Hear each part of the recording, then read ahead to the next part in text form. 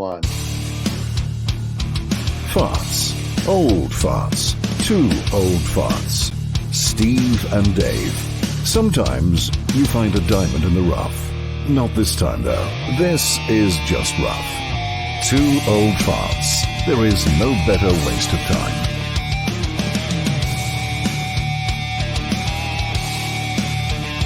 Two guys.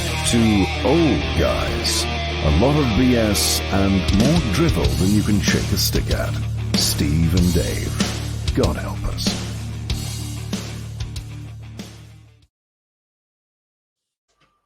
Wow, I like Stephen. it. That's a good 2023 intro. Roll did a wonderful job. Roll Woods, aka Rob Vega, aka World Voice Guy, who has a show with us every other Tuesday. Yeah, I he think. does. Well, Happy New He Year does. to you. I Happy New Year think to people you. are I think people are listening to it in 2024 or 25 or whatever. We're in I'm 2020, not 20, we're in 2023, David. I'll help you out with the date. okay. To Okay, the yeah, Jews, we're because in like 54 something or other because we just start from the day that we took over the global banking 5,400 years ago. all Because of right, course we right, own right. everything. I read that in a book. Yeah. So Well, I had lots of medication over this. I think they called it the holiday period, so I'm not really quite sure. sure where I am or who I am for that matter. Who you are. At least you remember the name of the show. And the good thing is you're on planet Earth, third rock from the sun. Make a left at Pluto when you come in from Yeah, the other yeah, places. So there yeah. you go. But And today yep, I did actually find out a couple of minutes ago yeah. that I actually live quite near to our new guest, one of our very first guests in season 2, Stephen, of the Two Old This is Farts. season 2 of 2023. Yeah. Wait a And minute. Is he in New yeah, York? He's in New York. He's not no, in New York. I'm trying he's to not help in you New with York. your Nigerian bank thingamajigger where you get Yeah, a dollar. I know. Okay. He's not in New York. He's actually slightly Okay. just down the road, as my mother would say.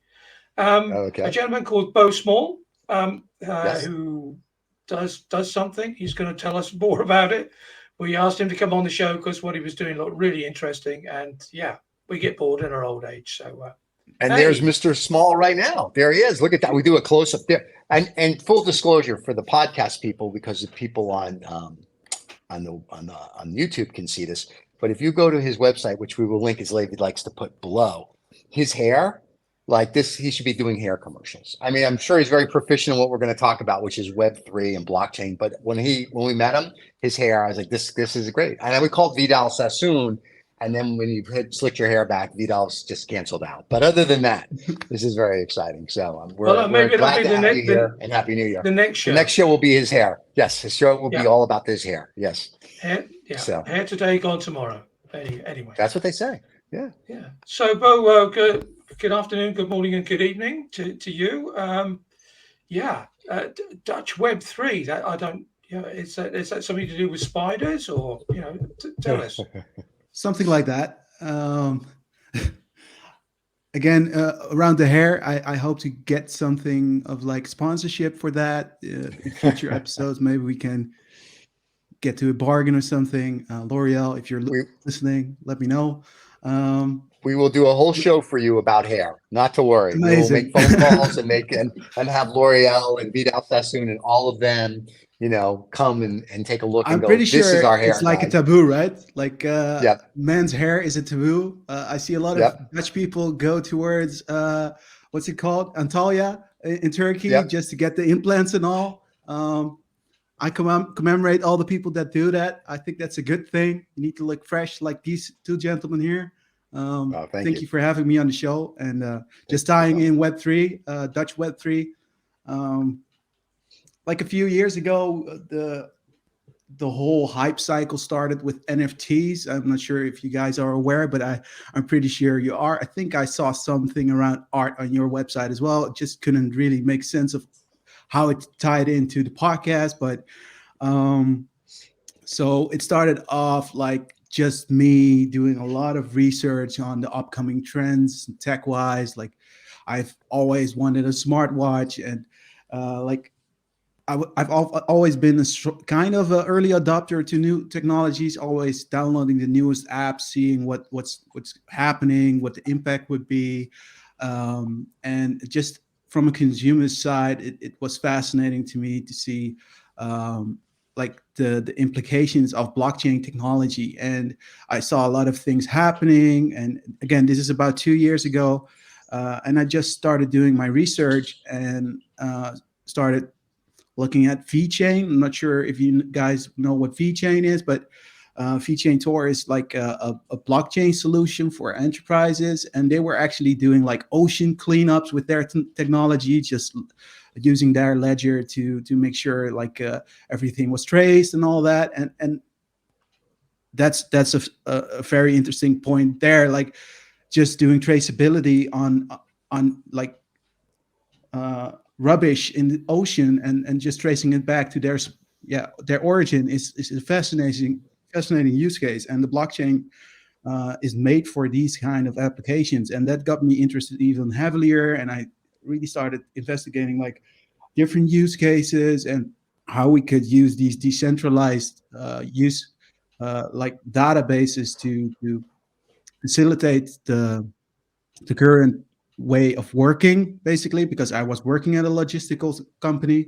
And if you look at the technology, it just really commemorates what we're already doing with centralized databases. It's just giving us an opportunity to do it in a more transparent and secure way. So that got me really heavily interested, but also very lonely because nobody really gave a shit. Like most things do, I think. So like 98% of the people I was talking to, they couldn't care less. They were just living their life, and definitely they should, because it's a rough patch right now with crypto and blockchain technology. But like the technology itself is the interesting part. It's not the whole hype around, because what happened, like a lot of people saw the financial incentives behind like the open marketplace dynamics within crypto and NFTs, right? And a lot of people put a lot of money into places where they should have done some research, or at least had some sense of, okay, this could be something that is not sustainable. So a lot of people got burned financially. But yeah, also they had financial motives, so the risk was there.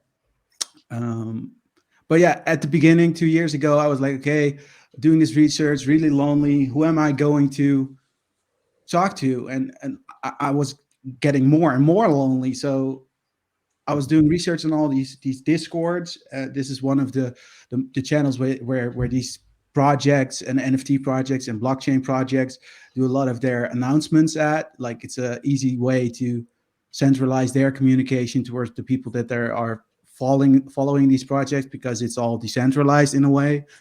So bringing it back to centralizing the communication outwards for security reasons and all that, they use Telegram and Discord a lot, because there's ways to close off the communication with blockchain as well. So you having one of the tokens from a project makes you eligible to go into these chat rooms and communicate with your peers also following those projects. So I started doing that as well, but I was like, okay, but it's not solving my loneliness. And what I did, I was like, okay, if I'm a Dutchie and I'm not that savvy and I'm not the one who always jumps on the first things, I'm not the smartest guy. There must be more people here who are doing the same research as I am. So I started reaching out to people and just communicating, hey, I'm Dutch.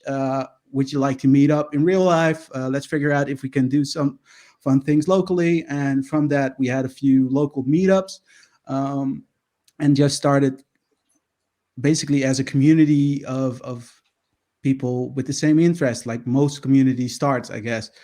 And it just grew out to be a lot of fun. Like we had 10 people at the first meetup, and just discussing these topics that nobody wanted to talk about with me in my personal circle, and they had the same issue. So that kept growing, and now we have about 1,200 members over the span of 2 years. That are actually semi-engaged, and when we do a real life event, so they show up, and that's just really meaningful to me to see, okay, how can we accelerate these people who just figured out a new technology into a real business use case. How can we tie these two things together? How can we get corporate the corporates together with just people who want to innovate?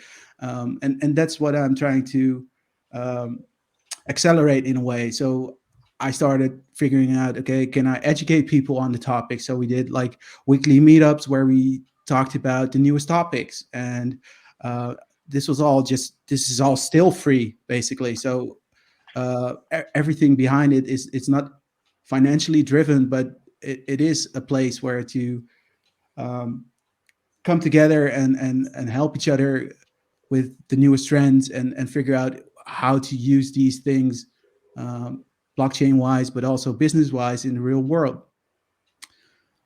Any questions so far?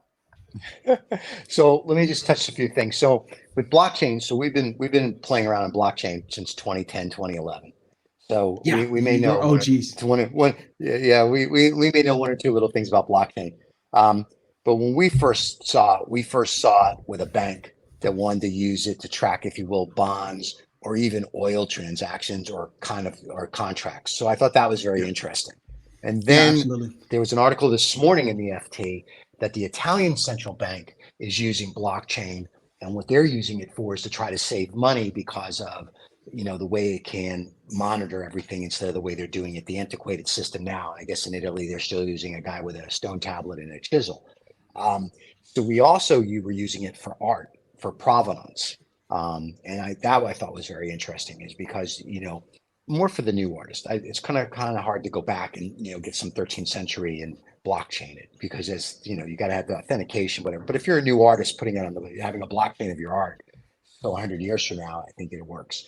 The way I see blockchain today, pulling out the crypto, because I think crypto, we don't even call it a currency. We just call it a crypto algorithm. It's make believe, right? It's just, and I mean this in the nicest sense, dumb enough to invest in a crypto algorithm and you lose your money, you deserve everything you got. At least if you're going to go to Vegas, you can get, a room, a show, hookers, and have a good time. So a little different.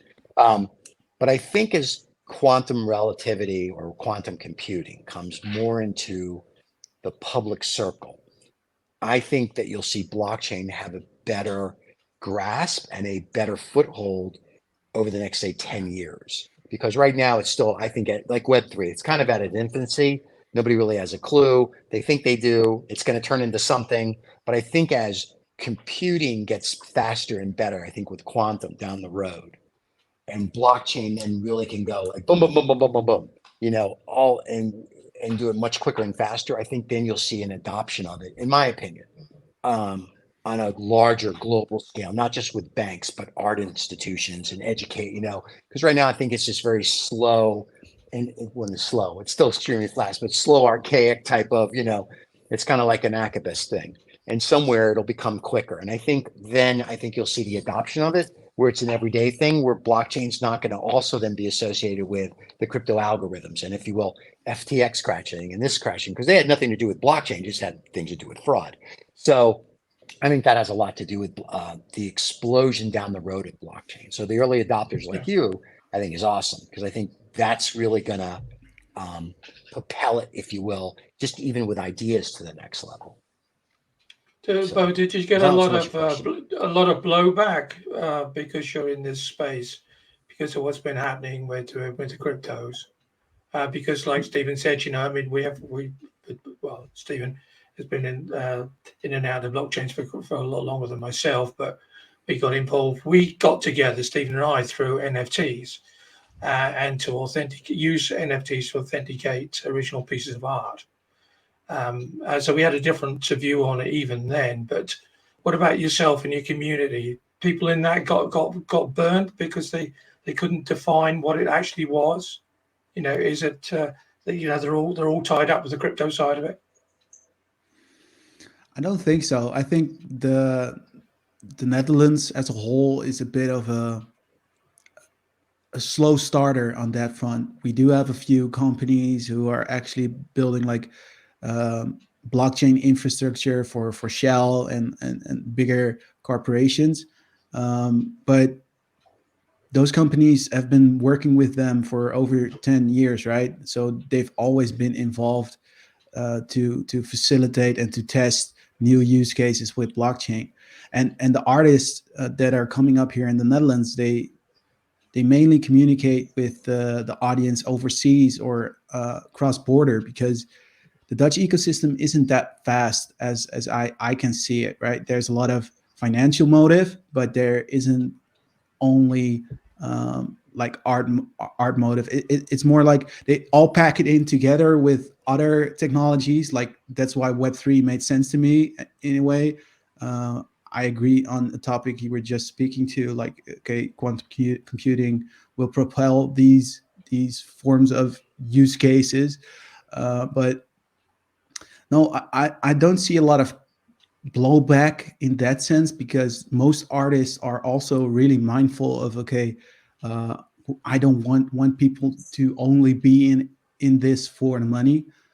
They are really like, hey, it's just the art, and they always chose like blockchain solutions like Tezos when Ethereum wasn't really sustainable on the energy side, right? So they were always discussing, okay, what makes sense, and how does my personal value align with the blockchain I'm using, and does it look like a new way of looking at my work. I interviewed Pijn van der Sloot. It's a Dutch artist from Amsterdam, and he's working with the Hogeschool Rotterdam, or the high. I think it's called the high school. No, it's Yeah, not. The University of Rotterdam. Yeah. The University of Rotterdam. And he was like, "Hey, Bo, I love tech, but it's always just concept wise. That's the interesting part." So he was like, I always wanted to play with time, and the blockchain now enables me as an artist to play with time. If I pre-program certain boundaries of time, of issuance, of um, keeping it on chain, burning it, all these new facets of digital ownership enable me to explore new routes, and I think that's the most relevant part for Dutch artists at this point, and that's why they don't, at least as I've spoken with artists, haven't received a lot of blowback on that. I do think there's bad actors in the Dutch ecosystem. There's like uh, this podcast here. It's called Crypto Cowboys, and they touch on like how major influencers here hyped up the project and made sure it sold out, and influential people were backing it and spreading the message right on different groups, closed groups, and hyping up the project, but never delivering anything. And that's where a lot of young people also got caught up. But again, that ties more back into the going to the casino part of crypto. Yeah. Well, Does I this was once to the told. answer your casino. question? Yeah, I was always told that there's for every crime there's a victim. So and Yeah, I think crypto just filled that that gap in I life. think down the road, and I don't mean crypto like make believe like Bitcoin, and that's ridiculous because nothing backs it. But all the central banks, China has their crypto, Bahamas have their crypto. I think they were banking on FTX to help them. I don't know. There's all these countries that have their own crypto. Even New York State, and I think Miami has crypto. Why, I don't know, but okay. But I think as central banks and the federal and as the reserve banks start coming out with digital currency, kind of what it is today, if you will, if you think about it, right? 95% of the people aren't paying with cash anymore. They're paying with a credit card, debit card, or they're using Zelle or whatever that's on their phone, Apple Pay, right? So in theory, that's crypto, if you will, for lack of a better term. It's not going to go Yeah. up or down. Yes, Your it did. dollar or your euro is that's what it is, right? it's And more like ledger technology as well, right? right, Yeah, right. it's It's just just very closed off. A is A, There's B a is gatekeeper. right, right, and it's done. So when when Bitcoin and all this stuff came out, they were like, oh my God, yes, you can, but it almost was sort of, and I hate to say this, like almost a Ponzi scheme in my mind. And I could be totally wrong. And in 20 years, we're all using Bitcoin. But it was sort of like, I'm the first one in here at, $1,000. And as it goes up, I can get and that was the problem with it. It's at least with real currencies or a central bank, or even with, if you will, stocks and bonds, there is at least some sort of regulation and are in order. And I know that like a lot of the exchanges are like they're, and especially here, and I know in the UK, they're all like, if we're going to use anything in crypto now because of FTX, it has to be regulated. It has to be this. And I'm like, I'm good with that. And then maybe, okay, it'd be fun to play. But my friends who said they're going to get into crypto, I was like, you would be better served to take that money, go to Vegas or Macau or wherever you want to go, and put it on red and call it a day. But like I said, you get a meal and a show, and you can have some fun. And it's too much at its infancy. It's too much like the Wild West. It's like the stock market of the 1900s before like the 33 and the 34 laws came into effect. And until we can make sure that you don't lose everything because of a scam or a this or that, or regulators get a better feel for it, like whoever audited FTX had no clue, which most auditors don't. I think that's going to make it very mistrusting. And you can go back and look at like whatever MT, whatever they in Japan folded, this one folded, that one. So I don't think they're secure enough. And if you're going to really want to play in crypto, I think you need to have like it on the New York Stock Exchange, the LSE or whatever, to like the Dutch point of, we're leery. In art world, with the artists that we dealt with on NFTs, we'd be like, if you're going to sell an NFT, you have to sell the physical art. So really, it was sort of like, you can have this cute little picture on your phone, but we also want you to give away a real painting. So if the NFT marks, I have a real asset. And I think NFTs and blockchain and in that respect in the art world is cool. But when some guy paid $6 million for a Kunz NFT or, Bored Ape for $1 million, and now I think Beaver's suing Bored Ape for that.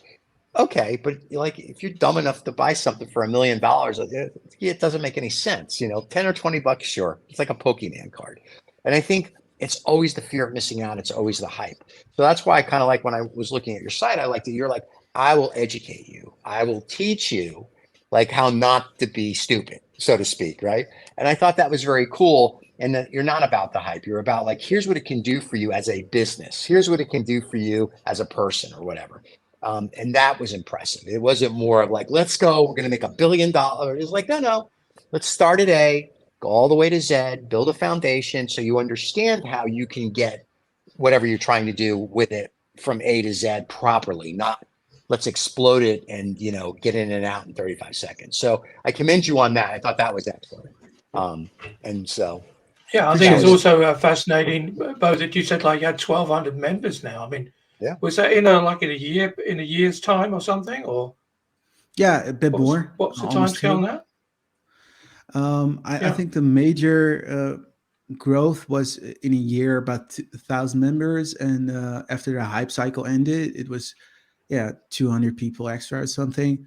But to be honest, like it's more about engagement than the amount of members, right? Because you've got 1,000 followers on LinkedIn, you've got 1,000 followers on YouTube, you've got all these different channels that people kind of follow you. But I think there's some research even mentioning like if you put something out there, and maybe you guys measured it, but if you put something out there, there's like 20% chance that a follower who's engaged with your content is going to see it.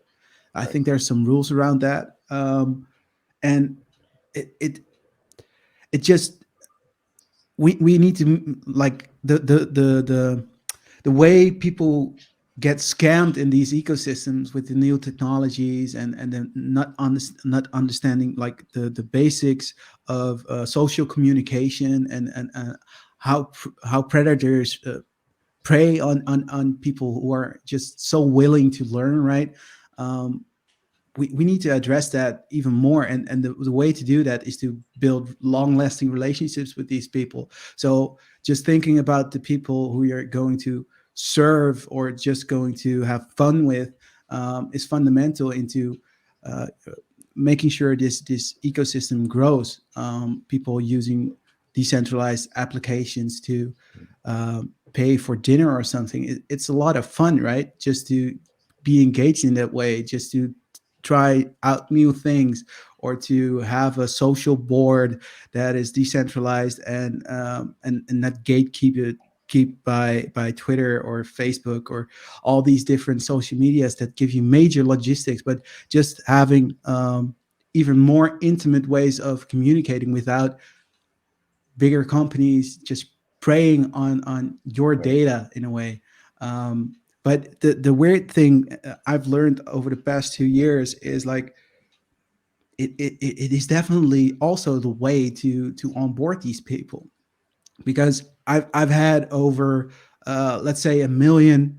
It's a rough estimate, but over 1 million impressions and activations on my socials on different channels, right?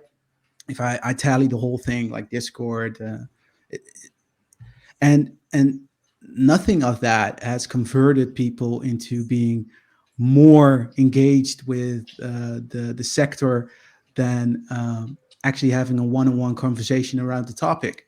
So the people I've talked to on a personal basis and onboarded and helped them, and they helped me. That's the most precious thing to have. And I think if you look at Web3 as a whole, the whole movement is based on transparency and peer-to-peer and safety, and it all ties back into giving you a more safe and uh, power, more custody over your own device, right? Like to be more in control of what you want to do yourself, and it should heighten the experience of everyone who's using it. And we're not yet on that stage. So to get to that stage, we need a lot of people to understand the fundamentals. And it's like having Christianity being preached to the people, right? It's we all believe in this big dream,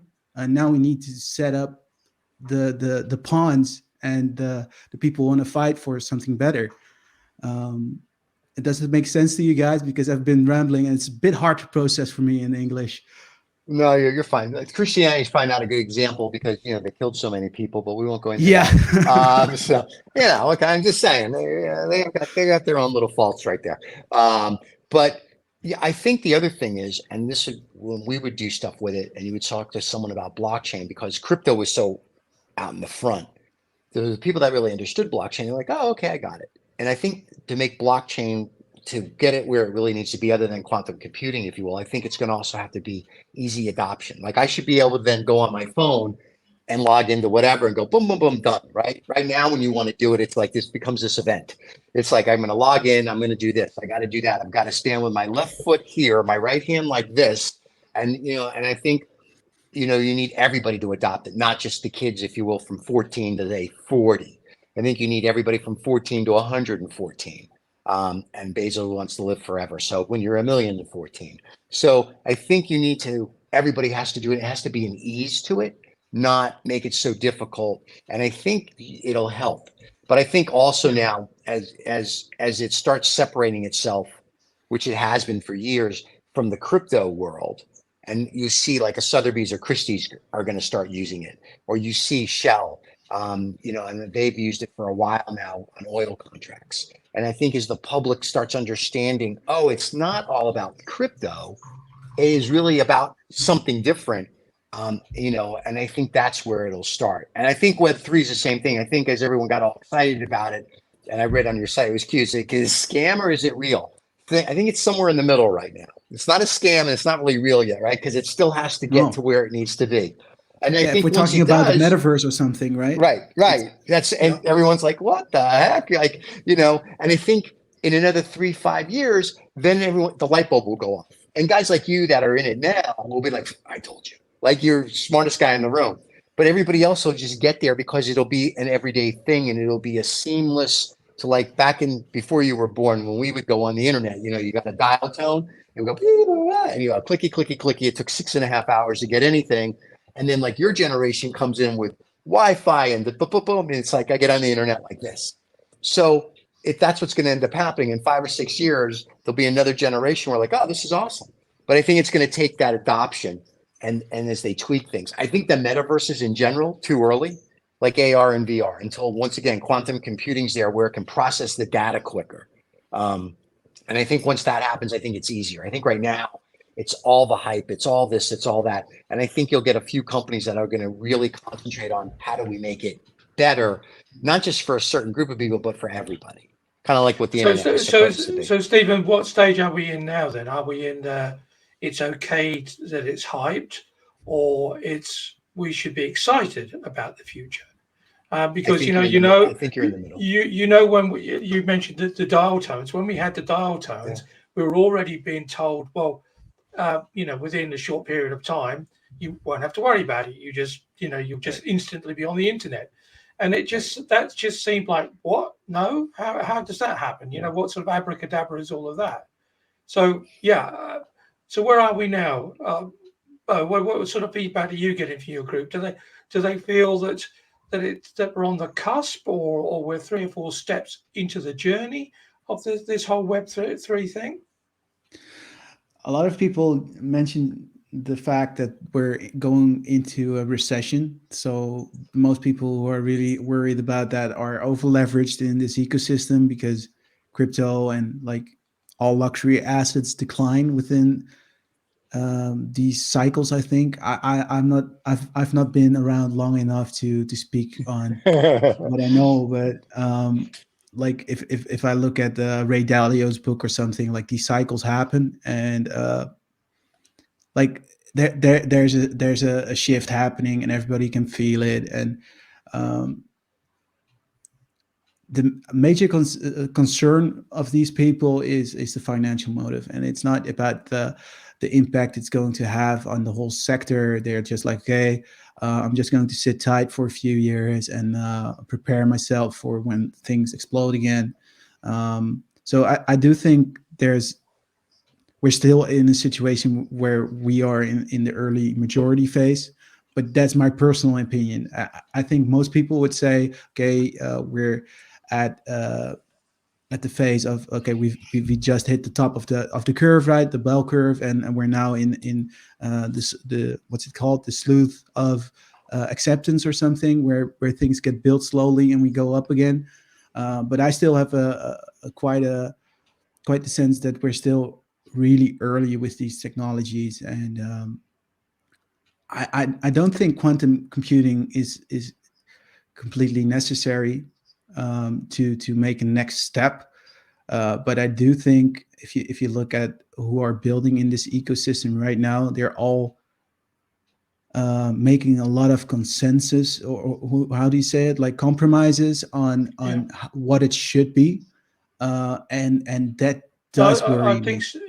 I think Stephen's point about quantum computing is that all these computer and all these cartoon animations that we've Yeah, been seeing, about the metaverse, that's just not practical at the moment. Not for you, not for me, no, not for all the people who they actually want to be in the metaverse. And I but think it that's the also point he was making damages. about that. Sorry. If you look at that, David, it damages the whole concept of the metaverse more, in my opinion, than it actually builds up like the confidence to invest in those sectors, right? Because the quality of the work that is being delivered at this point is just not on par with the current gaming ecosystems. Like if you look at companies like Blizzard, Blizzard is now joining Yuga Labs as well, or at least the old CEO, right, or the COO. Um, and these companies have been working with like the limitations of networking speed all over the world for years, and the major uh, pitfall for like these metaverses is just the streaming speed, like just the local networks, what can go through the cables, just like we have limitations in the physical world, we have it in the digital plane, right? And if you look at quantum computing, that would solve a lot if we can solve a lot of the computational speed and the delivery to home as well. There's a lot of hurdles to be taken in that sense, and that, like, these companies who want to build into the metaverse, or as a like a NFT blockchain game or something like that, they have to do compromises, because you can't have a completely open world render at live speeds and have optimal quality at the same time. That just doesn't work that way. Um, so But the other thing, if I may, if you're looking at the metaverse, and yeah, David and I may know something about this a little bit. Part of it, the problem is that if I'm a gamer, I have an alien computer. And for you people that don't know what an alien, it's not an alien that's from another, it's a computer. It's called Alien, but that's a gaming computer, right? I'm spending $25,000 on my gaming computer so I can play games at the current level of internet speeds, if you will. So it has a lot different, like these metaverse companies that went around and they're selling property and they're selling this and that. That's kind of like, okay, so it doesn't make any sense. It's like, why am I buying a penthouse in Manhattan for, a million Bitcoin? Why don't I just go buy a penthouse in Manhattan, right? And I think part of it is there's a generation that doesn't know how to go out and just be people. Like they want to hide behind the internet. They want to be on the screen. They want to be, it's like, no, go live your life. I mean, it's cool that you can do all this stuff in it, and gaming is very cool. But most of the gamers that I know, whether they're 14-year-old kids or people much older, they have some sort of a gaming computer, whether it's an Alien seems to be the one that's the big one, right? So they all have that. So their speeds and their computers are like for the game, or they have Xbox or whatever. So I think that goes back to what you just said about quantum computing. I don't think quantum computing will be the be all and savior. I think it just helps it get to the next level. So when you go into the, if you will, the metaverse in 5 years or 10 years, when the VAR stuff is even better than it is today, you'll be like, oh, this is cool. Because right now it's still jerky. It's still this, it's still that. The EU had a big metaverse conference. They spent 350,000 euro on it last month. 6 people showed up. Right. Yeah, but So that's just to show you that people, I think, Stephen, there's a lot to say against that, because like if the EU starts a metaverse ecosystem and doesn't announce it on a regular basis to a target audience, it doesn't really make sense to build it, right? Not asking anyone what they want, or it's just that's why I love to work with entrepreneurs, because they always want some financial motive behind it, and it's not just to earn a lot of money, because I'm definitely not earning a lot of money, but I'm doing work that is impactful in a certain way. And most entrepreneurs solve things they encounter, right? They're like, oh, this is an annoyance. I've got a friend of mine who lived in Spijkenis, by the way. He was like, okay, but this whole process behind acquiring an NFT, it takes me like 5 hours to set up a MetaMask and make sure I've got everything logged. And he's like, why is anyone building a solution that you can just pay it like anything on Amazon, just a one-click shop? And he was like, oh, it isn't there. Let me build it. And he just did it, right? So cool. It's solving a real issue. And going back to like all what you're saying, like, okay, all these projects that have arisen, what problem are they solving? I think that's one of the most fundamental questions to ask. Like, what are they solving? Are they just creating a community? Are they actually solving an issue in the real world? Are they making it easier to go out and shop? Like the art part makes so much sense to me if you look at a social signaling dynamic, but also to, I'm not sure, most people have like a 2-bedroom apartment, right? That's not really big. How are you going to store like 1,000 pieces of art there? How does that work? Some pieces of art never leave the vaults that they are in. The vault, right? But yeah.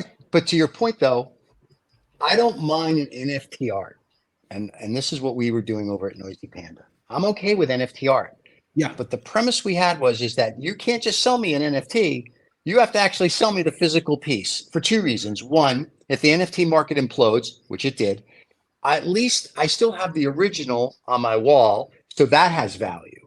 But just buying like a Bored Ape one, to me, and the Coons, that's just ridiculous, because you own, and this is what people don't also understand. And I know you do, because you're an expert in this. You don't own the rights. You just own this one little, and that's it. You don't own the rights to reproduce it. You don't own the rights. You own nothing.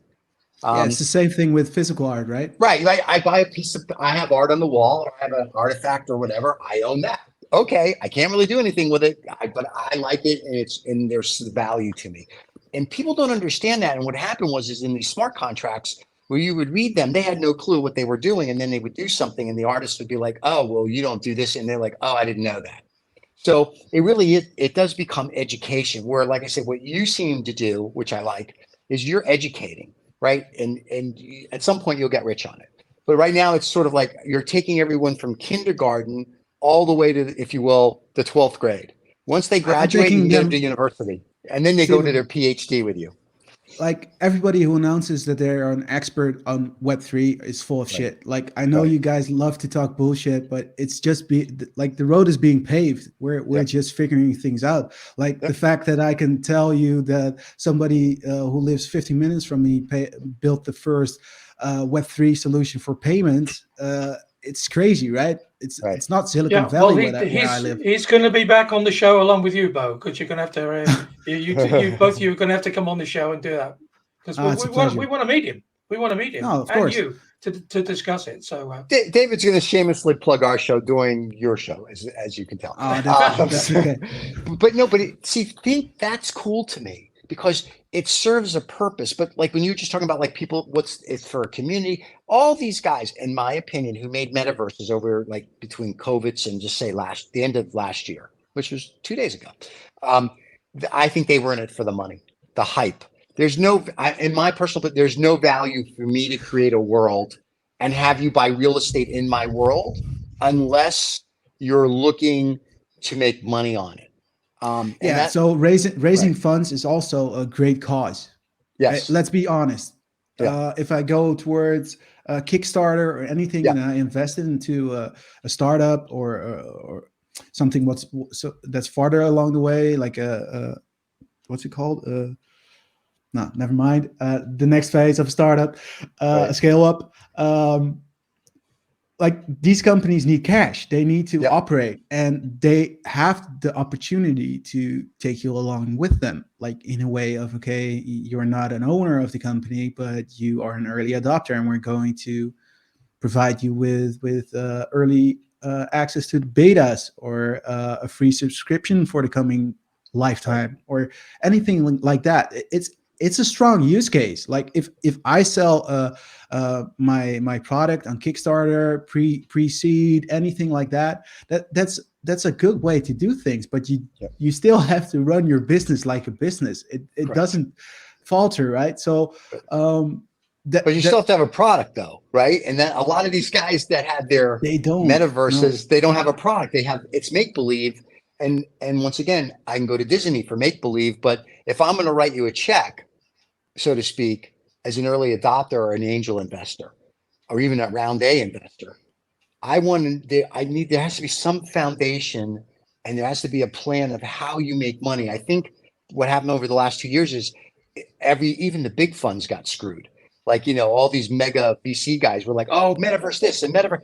And they're all realizing that no, because they're 5 or 6 years away from where you say, here's what our metaverse will now do. And here's how it will help or do whatever. Because right now, I don't think there's that many that are out there that do anything other than make money for the guys who started it. I think if you look at the current playing field, there's a lot of situations where the companies who invested took a lot of risk on trust. Like, okay, Yes. Everybody is doing this, and let's just try something out as well. And it's a marginal investment. It's like these big funds, they have money to spare, right? It's just a small percentage. There's risk analytics behind it. They've got But some. remember, that $100 million is my part of my money. So if you're a fund and I give you money to invest for me, right? That's my money. You're screwing around with my money. True. I have an issue with that, right? So if now, unless you're in a total new tech, like, and a disclaimer is you're going to lose every penny, then that's okay. But a lot of these guys, look at FTX. People were throwing money at FTX, even the Singaporean government. They didn't do any due diligence. Why? Because some idiot told them it was good. And a lot of the metaverses are the same thing. A lot of technology companies, and history just goes back to a company 1984 called ZBest, which that's where people just threw money in because somebody else threw money in, and blah, blah, blah, blah, blah. And it's gone all the way to today. And it's been in the past. And I think that's the issue. No one does due diligence. They're all like, oh my God, this is really cool. Okay, but should you do a little due diligence? Should you figure out what the business plan is? It's not like the metaverse is going to take off tomorrow. Like, look at Zuckerberg, and his shareholders have said, enough, no more. We're losing too much money on you playing around with this metaverse thing. So here's a close to $1 trillion company where the shareholders are saying, hey, moron, stop it. You had a really good thing with Facebook, leave it. We'll get back to this when the technology's right. That's a very point blank statement when your shareholders tell you to stop, right? And his shareholders aren't just like the mom and pops. His shareholders are big funds, this smart, and they're saying enough. That's a big statement when you say that to somebody. So all these little guys that are trying to do stuff, I think they have an idea of, but I don't think they have the final idea of what it really is, because I don't think they know yet. I think it's like they're still all at A and no one's gotten to Z, even though they have a business plan that says A through Z. I think they're missing Z. And I think that's kind of where my mindset is. I see all this stuff. It's very interesting. And some of it looks interesting to invest in. But if you speak to them and go, how do you make money? Or where are you going to be in 5 years? They really don't have an answer other than they need crypto algorithms to keep going up and people to keep buying in their world so they make money. But then that's not a sustainable business model. Like if I go to a store, what's your model? My model is Mr. and Mrs. Smith or whoever comes in, they buy a shirt or they buy socks or they buy a cucumber or whatever. I make money. But these metaverses, I don't think have thought through it yet because it's still at its infancy and everyone's trying to get on the bandwagon of it. We're talking about Zucks, right? And his investment. And I'm like, okay, it's true what you're saying. People are really scared about losing their funds. And from the VC perspective and investing in a VC fund with your own capital, I get your point. But if you look at Facebook, like this man has been on the forefront of social understanding for a decade, even 2 decades almost. And if there's anyone in the world who really understands people to their core, how they are going to function socially and how they're going to engage in a digital world, my money is on Zucks, to be honest. Yeah, I don't like the guy. I don't appreciate him at all. Like, but the way he describes the social engagement and the entertainment and how things would work in a metaverse, he's pretty much on point. Like I've listened to a lot of books. I don't read, but I listen a lot around the metaverse and like Snow Crash and all that. And like these are very well thought out concepts with a lot of detail and looking at how things are like evolving. It's happening exactly like that, right? And I think a person like Zuckerberg really understands where this is going. And if you look at the Amazon and you've got the Bezos letters, right? Have you guys read that? There's this chapter around I think mobile phones. They're investing billions in laying the foundation for the future of mobile telephoning, and it ends up bombing. But they're like, okay, that's okay. Our company just spent a few billion on a passion project, but it's money well spent because a decade later, it like the whole infrastructure of the whole Amazon, what's it called again? The databases from Amazon, the AWS. I can't get the name there, but all their servers, the technology basis for that, how they got it rolled out as fast as they did, is because they already did the work. Right. Like they invested billions 10 years ago. Yeah, I agree with you to a point. If Steve Jobs was around and he said he was going to do something in the metaverse, there's where I would put my money, because Jobs really understood all of it. Because look, what do you use, an iPhone? You're using the head. Because Jobs is the one who brought us to where we really are with computing and whatnot. Not Bill Gates, not this. Jobs is the one with Apple, with the computing and the phone, who gave people things they didn't think they needed. Like, we don't need that. He goes, this is what they need. But let's grasp back I think he better understood. I think Zuckerberg, he had his social media thing. I've read the books. They're very nice. And yes, does he understand it? I think there comes a point where you lose touch of what you really understand to what reality is.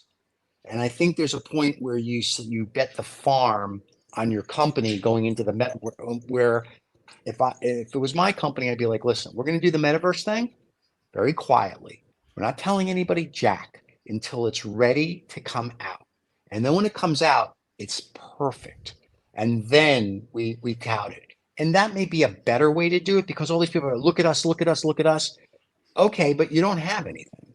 And I understand he may understand people better. And I'm sure there's another Zuckerberg or Jobs or, Bezos that's 5 years old today that's going to outdo them in 20 years, right? Because that's just what happens.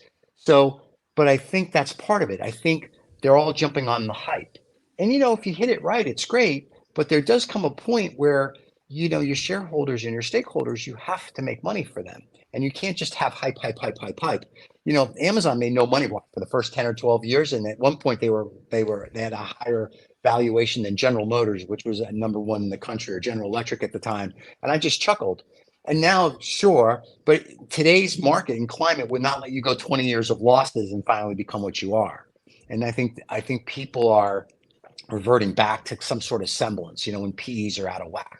And you can't justify it. But I think there's a place for the metaverse. I think Web3, I think we're on the cusp. It's almost like the first car, if you will, back in 1894 with the Zuzu in Japan. I think that's where we're getting. And I think now it's going to be a matter of how do we get there that everyone can participate in it. And it's going to be a question of how they participate in it. And I don't think the Zuckerbergs of the world maybe grasp that yet, because I don't think they understand that. I think there's some little company out there that we've never heard of that did, 5 little eggheads with pocket protectors and really thick glasses. Not hair like yours, though. Normally, like David and I here, not good hair, that are there and that they're going to come out with something and people are going to be like, oh my God. And that is what, if you will, a Meta / Facebook, a Microsoft or an Amazon is going to be like, we will buy them or we have to go after that. And I don't think it's there yet. And I don't think Meta is going to be the company to do it just because of the way they do it. I don't think Musk is going to do it. I don't think anybody, I think it's going to be somebody we haven't heard of yet, or that's so on the peripheral, it's just going to go and be boom. And it may be somebody that you even act as a mentor for, like your friend who's developing payment for Web3. I think it's going to be one of those people that are going to think far enough out of the box and go, if we bring this to the public, this is what they need. And it won't cost billions and billions. I'm going to, gentlemen, I'm going to think out of the box now. And thank both for being with us. We've got at least another 2 or 3 shows that we're going to come back and revisit some of the things we started today. Sure. We're kind of run out of time, guys. So thank you. Oh, thank you. You're welcome. It was a pleasure. I think we could talk for multiple days. We can. So stay with us after the other outro. And the people on the podcast and the YouTube, thank you for watching and listening. Subscribe, like, tell your friends. And when this is over, we'll have a quick chat. And then Bo may be back. We don't know. We'll talk to him and see. Yeah. You got some hashtags for today, Stephen, or not? I have no hashtags yet for today. So too bad. You guys are just going to have to subscribe and like the channel. So, maybe hashtag Dutch Web3. Well, that we're going to hashtag. That goes without saying. And, 2 old farts and Dutch Web3, blockchain, and then you were TBX Hero Stage. We're going to do all that. Don't even worry. This is where we have to be quiet now. David starts to speak. Well, sadly, this is the end of today's show. A really big thank you to everyone who contributed today to the show. And of course, thank you to my co-host, Stephen Oldfart. I'm David Oldfart. Don't forget, subscribe to the show and get all the latest updates from 2 old farts making noises.